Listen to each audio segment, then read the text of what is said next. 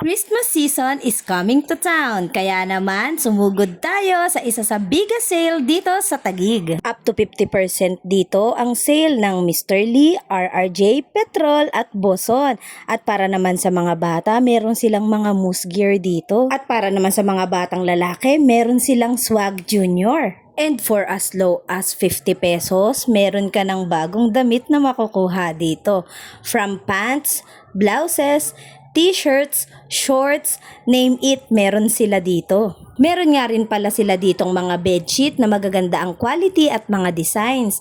Meron din silang mga towels na naka buy one take one. Yung mga bags din dito, ang gaganda ng quality, hindi mo aakalaing naka-sale sila. And meron din silang mga maleta dito na up to 70% off. Meron din silang mga bike dito na naka buy one take one. Hindi ko lang alam kung anong klaseng bike ang tawag dito pero magaganda talaga. Meron din silang mga sandals and shoes. Yung mga sandals nila start sa 200 pesos. So ikaw na lang ang pumili ng size mo.